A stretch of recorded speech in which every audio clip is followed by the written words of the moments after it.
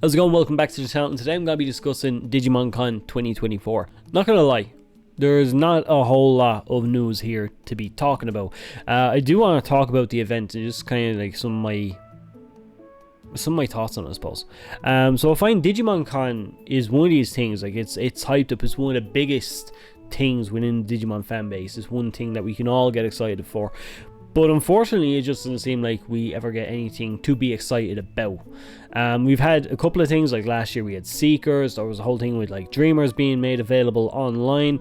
We get a couple of little bits and pieces like this. We get some new stuff for like the toys or whatever else. But when it comes to the video games or even the anime, pretty much, we don't get a whole lot about it. So I think the first year they went on about the beginning, 0 to the beginning, and they kind of like just showed some character profiles. Then they went on the next year, says, yep, it's coming. And then I think it was this year, then they just, which this year for the anime would have been the biggest year to do anything for the anime if you're going to. 25th anniversary for Digimon Adventure. Now, I know I'm fairly vocal. I think they need to leave Adventure alone. I feel like we've had enough of it. I would like to see them move on and just kind of like create more series. I mean, Ghost Game, while I'm very critical of it, I do think it's very, very good at what it's done. I think it's still a decent series. Not one of my favorite, but it's still a decent series. I like some of the choices that they made in that series. So, I don't know. I feel like they need to kind of move forward and move past that. Which in a way I think they kind of think so as well. Otherwise they would have released some more adventure stuff. But I don't know. I felt like with it being the 25th anniversary for Adventure and then getting pretty much nothing out of that, like no products to kind of like look at, it's kind of, damn, I would have liked to have had an anime. Even if it was like, look, just a few minutes of a clip or something like that, a half an hour kind of like mini movie or something like that, I wouldn't have minded something like that. That would have been awesome. But it was just, I think it was just to kind of like silence or something from as the part of announcements, which is becoming a theme really within Digimon Con, which is just kind of disappointing. I think a lot of people could agree with me on that, but at the same time I feel like I think I've seen Karen say it before, and to be honest I'm kind of agreeing at this point. It's not an event that's made for announcements. It's an event to kind of let you know what's going on with the franchise, I suppose, and what kind of a direction they're going in. And I can understand that and I don't mind it, but when it's this big of an event with this much hype behind it, I would appreciate if there was some sort of like major announcements within each department of Digimon, like the anime, the video games, card games, something. You know, if each area had something every year. Sorry, even my Digimon is telling me this is ass. But I feel like each segment should have something to offer, especially when it's at the start of the year. Just give us something to look forward to. I don't think that would be too difficult to do, as I feel like in most areas there probably would be something being worked on. But yeah, I don't know. It went on to the anime segment where they had, to be honest, some cool conversations with the cast, which I really enjoyed. Kind of like hearing their kind of perspective was as like voice actors for the Digimon, going in and kind of like talking about the relationship that they had to kind of like imagine in their head and kind of develop through their storytelling abilities with voice acting, which is, I was saying on stream, like voice acting it's an art form that I really enjoy at, and to do it like audio, studio kind of stuff, I really enjoy that kind of stuff. So watching how an artist, a voice artist, kind of like talks about their profession and how they handle it, that's always very interesting for me. So I did get something out of that and I did enjoy it. But yeah, I don't know, I felt like an anime is probably what was needed. They went on then to kind of play some music from the anime, which I always enjoy. Look at me, like Butterfly, Braveheart, I'm always a massive fan of those tracks. Biggest Dreamer, all those things, I love hearing them. Then there's we had the game section. The game section again, major letdown for the fan base. I feel like at this point the video game section is probably the more popular part of Digimon, and to be honest, rightly so in my opinion. Now I'm probably a bit biased here, the video game section is my favorite, but I do think that it's kind of justified then to have people kind of like a little bit miffed when they go here and there's never anything about video games here. It's like you might see some clips what we've seen the last couple of years, might be some, you know, here we have this game on the way, here's a trailer. But this year when we were like, okay, the only thing they have that they're working on is story, and we got nothing except for it's being made, it's in development. I don't know, it's kind of disappointing. I don't really have any other words I could really say about it. It's like a little bit defeated about that, in the sense that, damn, it's gonna be another while for the Digimon game. Hopefully nothing like what we had with Survive, because that wait was awful. That wait was terrible. But yeah, I don't know. I'm still hopeful that we're gonna see something this year, but I would have liked to have seen something at Digimon Con. They also had like this weird kind of like top 10 thing, which I feel like became almost like a theme for the show. In a way, I'm kind of like, that's kind of cool. You get to see, you know, their reaction to certain kind of Digimon, so the voice actors from the 02 to the beginning, as they're kind of like talking about the monsters coming out, favorite monsters from each of the video games. Yeah, I was kind of like, it was kind of, it's a cool thing to see, because they're always, you know, they're always talking about how they were fans of the series as kids. It's kind of cool to see how someone who's been a fan now working with the series gets like what their opinions are of things. I'm always a fan of that kind of stuff. The musical performance for the video games, then that was amazing. I was like the fan. I'm a massive fan of like pianos and kind of like the sound of that thing. So I kind of like when the pianist was playing, whatever pianist, and when she was playing the piano and playing the song from each of the games, sitting there kind of like trying to get in my head before, you know, even reading what was coming up on screen for what game it was, what track it was. It's kind of like, what was that from, what area was that from? It's kind of cool how they can kind of translate that to a piano, and the piano again, just it's got like a real elegant kind of a sound to it that I just really adore. Yeah, I don't know, I really enjoyed that. But then I love the Digimon music anyways from the video games. It's, honestly, some of my favorite soundtracks are Digimon soundtracks. So yeah, I was kind of hyped for that, but at the same time, no new game. It sucks. Next up, we had the 25th anniversary Digivice. Now, this I was excited for. This was a great fucking announcement to have at the event, and to be honest, I think a lot of people were hyped over this. Even if people weren't really into video games, or even if people weren't really into the devices, I think a lot of people kind of like really enjoyed this. So basically, they have a colored version of the OG Digivice coming out. So using some VB sprites. They've also got some brand new sprites for some of the kid characters that they're after putting in there. But basically, it's still a pedometer. It's got like, you know, shake it, adventure around the island or whatever. But it's also got some little cutscenes and stuff from the anime, which is really cool. I'm actually liking that. I hope they do more stuff like this. It's supposed to be like there's some of the OSTs in there. They got some little mini games kind of things going on.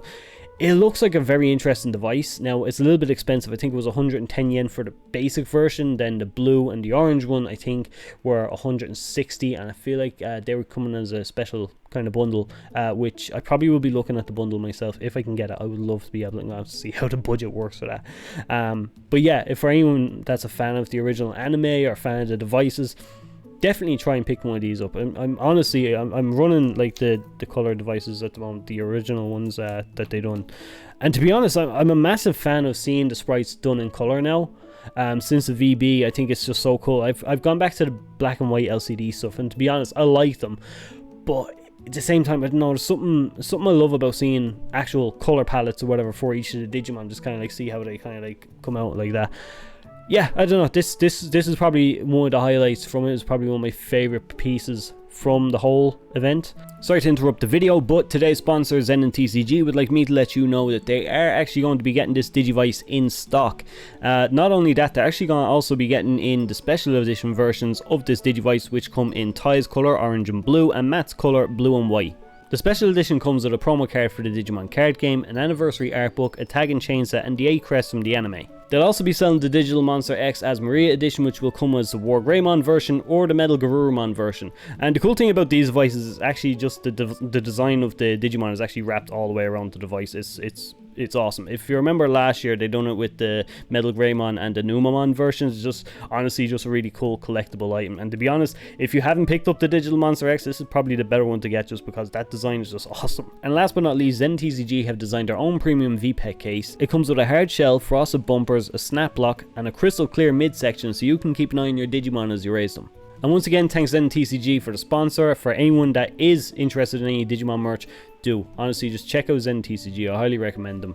They, besides the stuff from Digimon Con, they actually have a lot of their own stuff that they've actually designed themselves, such as the Vpet case. But yeah, do check out Zen TCG, and on with the video. But yeah, for Seekers, I know a lot of people kind of like really enjoyed that.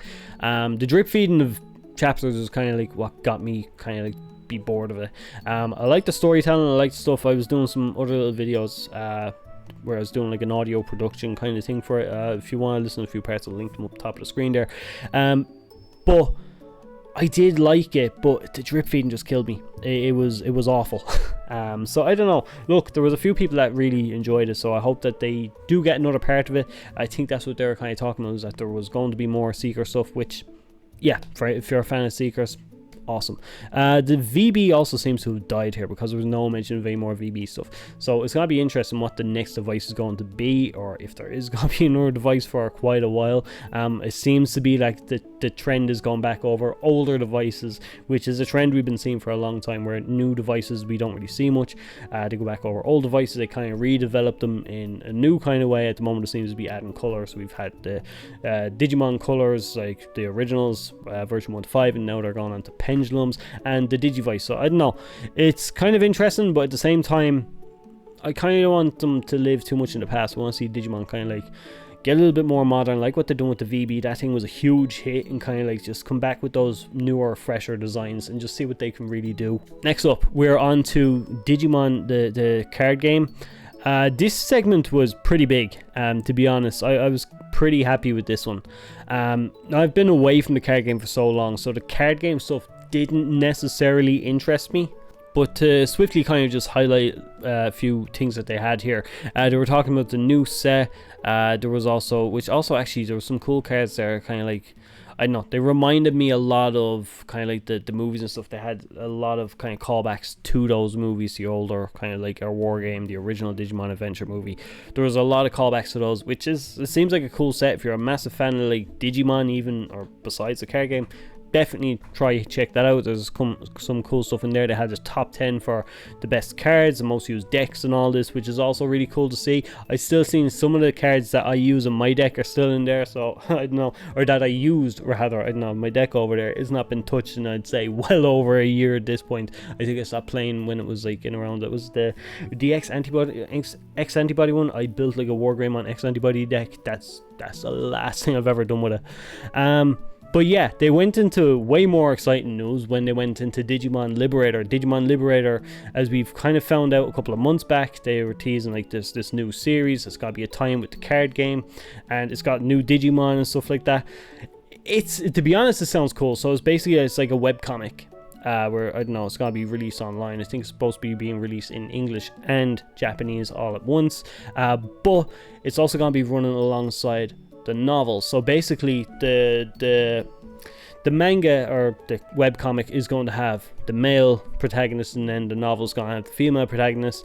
They seem to have hinted that they're going to converge at some point, and then the stories will kind of come together a bit. Going to be interesting to see how they do that, because then are they going to be telling the same story twice within the novel version and then with the webcomic version? Or are they going to have to like just a couple of meetups every here and there that are just kind of like, you know, check between both, you know, kind of thing. I don't know, it's gonna be interesting. And to be honest, I like webcomics. I like the Digimon mangas and stuff. Like Dreamers have been put out. They also announced, like, actually while I'm on this, volume 2 for Dreamers is coming out. So it's like a print version. If you're into the Japanese version, I might pick it up. I think it's got like a promotional card or whatever, which I am looking forward to. I might pick that up. Just because I like Digimon mangas, like the artwork and stuff, just like collecting them. But yeah, for Liberator, they also had like some starter decks, some booster packs and stuff that they were kind of showing off. There's some cool stuff. So if you're into the card game, there was a lot there for you, especially if you're into reading, because it seems like Digimon really want us to read with Surviving and all these novels and webcomics or whatever. It definitely seems like there's a lot more of a focus on his literature, which isn't a bad thing. I think it's kind of cool, because literature is one way that they can really kind of flesh out the whole universe and kind of like explain to us and let us know what's going on there. Still, I don't know, no sign of Atmon. I was hoping that we'd see some Atmon stuff there, to be honest, just kind of like tie it in with Digimon. Nothing about that. No video games again. I don't know. Look, there were some great highlights. Very few, but there was some great highlights. Like I said, Liberator, the Digivice, those are probably the best things for me. But look, that's just me. if you enjoyed some other segments of the show, there were some things that really highlighted for you that you really enjoyed, let me know in the comments. Anyways, I will say, just subscribe and, I don't know, like the video, whatever. One, it helps me out, and two, if you enjoy the content, you might actually be updated on it. Just click that little bell thing and we'll be able to see it in next video or next stream or whatever, and we can have more conversations or whatever. Streams are probably the best at the moment, just because we get like some actual live conversation, which is kind of cool, rather than me just rambling my ideas and just spitting them out on the fucking microphone and the camera. But yeah, look, thanks very much for watching the video. I really enjoyed, for anyone that like sat down and watched the event with me yesterday, thanks very much for that. It was awesome just getting to sit down and have a chat with the community about news as it was coming out. Again, check out live streams, and look, I'll chat to you again. Thanks very much. Bye bye.